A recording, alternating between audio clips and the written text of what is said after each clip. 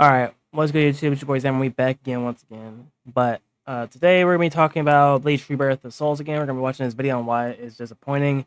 Only reason I'm watching this is because I've had multiple people come in my comments, either during streams or just in my comment section, pretty much calling me every name under the book or in the book, based off my, I guess, negative opinions on the game, even though I mainly just said it wasn't going to sell as much, pretty much agreeing with Six World. So, I mean, I guess if you agree with Six World, you just get jumped, so it doesn't really matter. But if we get into the actual game, you know, it being a fighting game and not having ranked mode was a big deal breaker for me. There's no real competitiveness if there's no ranked mode. They gave you every character off rip. You know, that could have been something they put through like a story mode or in-game shop. Same thing with the costumes. They gave you every costume off rip. You know, don't gotta play through nothing to get any costumes. You know, there's that. And there's just overall nothing really to do besides play the story mode, which I'm assuming if you bought the game, you watched Bleach. So, anyway, let's just get into why this guy thinks this game is disappointing. Let's see if I have any overlying things. Bleach Rebirth of Souls is the anime's first console game release since Soul Why is it lagging though? Resurrection 14 years ago in 2011. It's also Bandai Why are we lagging? Namco's largest anime game release since Sparking Zero in October 2024. So there's a lot of writing on this game's success. My thing with this game as well is why the fuck did they just release Sparking Zero and then release this game like 2-3 months after? No, like I guess it was 5 months.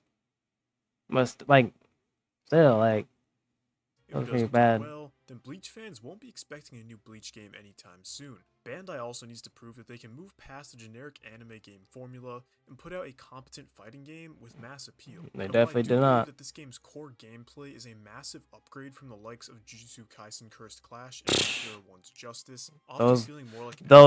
Those aren't really you know, big feats to get over those type of games. Come on now. Actual fighting game rather than simply an arena fighter, it's still riddled with many of the problems we've come to expect from a Bandai Namco joint, such as a lack of content, a lazy story mode, and poor optimization. Not to mention, there is a complete joke of a launch with more than half of the PC player base unable to even play the game due to constant crashing, as well as a number of performance issues across all platforms. And with all that being said, let's get into why Bleach Rebirth of Souls is disappointing. The gameplay? I don't know anything about the gameplay. I'm going to assume it's like Sparking Zero. You can just push one button and get a whole combo or some shit. The basic gameplay of this game is easily its strongest aspect. Publisher Bandai Namco claims that Rebirth of Souls is a 3D battle action game, and I have to agree. While many are quick to claim that it's an arena fighter, similar to the likes of Naruto Storm, it feels much more in line with a standard 3D fighting game like Soul Calibur. In arena fighters, you're free to move in any direction, whereas here in Rebirth of Souls, you can only move in accordance to your opponent, closer or farther from them, or rotating around them. One gripe I have with this is that when it comes to controls, for some reason up on the joystick is what moves you towards your opponent, while left and right on the joystick is what moves you around your opponent. It's not the end of the world, you do get used to it eventually. Is that not how it works? But an option to invert the controls to the opposite would have been nice. Moving past the basic movement controls, there are a number of different mechanics and moves at play here. Your basic attacks are divided into what the game calls a rock-paper-scissors-like system. You have quick attacks and flash attacks simply being heavy attacks that can beat breaker attacks. Breaker attacks are just simply unblockable attacks, which can beat guards, where guards can block quick attacks and flash attacks. Nothing really revolutionary here. You have some other attacks too, in the form of signature moves, which differ completely by character, and special flash attacks, which are mainly meant to close space. You also have a spiritual power meter, which is consumed to use spiritual pressure moves, which are essentially your specials. You can also use it to teleport behind your opponent, as well as a reverse action, which can either break you out of an opponent's combo or temporarily increase your power, and Reishi. Reishi is your health meter, and health works in a somewhat unique way here. In addition to your health meter, you have what are essentially stocks called Kanpaku, and the goal is to deplete your enemy of all their Kanpaku. So how do you do that? You need to use Kikon moves. Kikon moves are attacks that when landing on an enemy whose Reishi is low enough, will deplete them of one or more of their Kanpaku. You can use a Kikon move when their health is at least 30% or lower, but you'll deplete the most Kanpaku when you deplete their health all the way to 0. Your Kikon moves can also deplete more Kanpaku when you're in your awakened state, which has different effects depending on the character, but will at the very least increase your power. The many different terms do kind of get confusing, especially since some are actual terms from Bleach like Reishi, some are terms from Bleach that mean something completely different like Kanpaku, and some are just completely made up like Kikon. But after spending some time with the game, you do eventually learn them all. I do like the number of different mechanics here. It's got more going on than games like Naruto Storm, and feels much more technical. It can feel at times limiting in terms of combos, but to me, the real meat and potatoes of this game comes down to spacing and resource management. Well, like any fighting game. How you're going to approach your enemy, when to use your spiritual power, when to use your awakening, whether to use your Kikon move. This is literally how you play a fighting game. Or deplete their health to 0. There's a lot to think about, so you're never just blindly mashing buttons. And honestly, with the way that Kanpaku works... Yes, you are. You're just spamming the A button, or the X button, that's a whole combo right there. What are you talking? You literally just said it yourself. ...works in this game, I feel like matches usually tend to be less one-sided.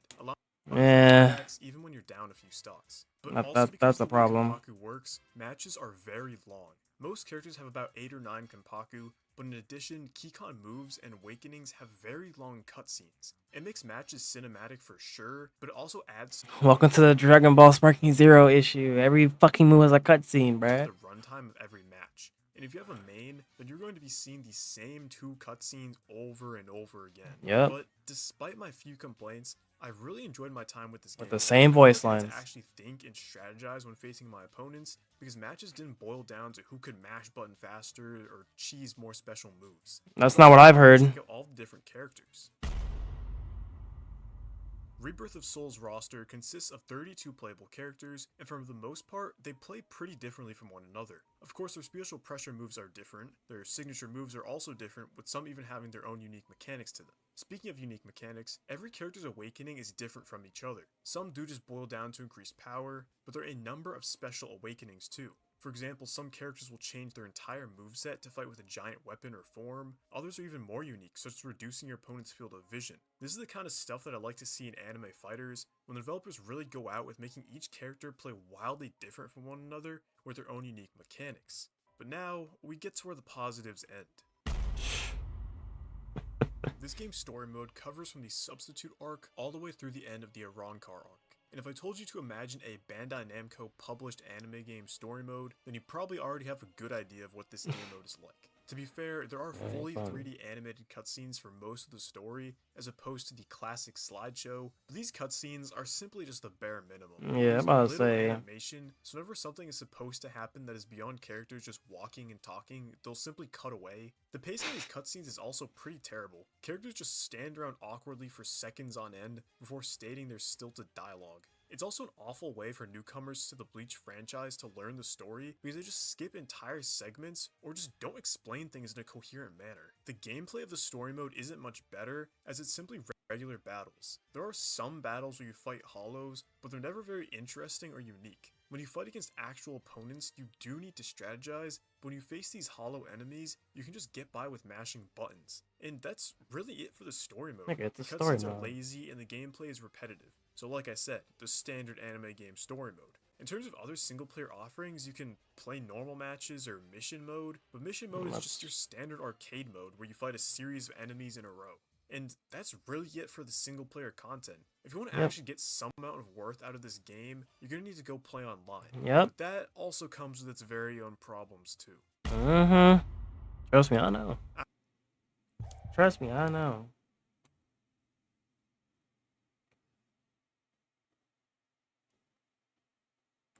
It's just a shame. There were only a couple where I had a laggy experience. It was, surprisingly, for the most part, pretty smooth.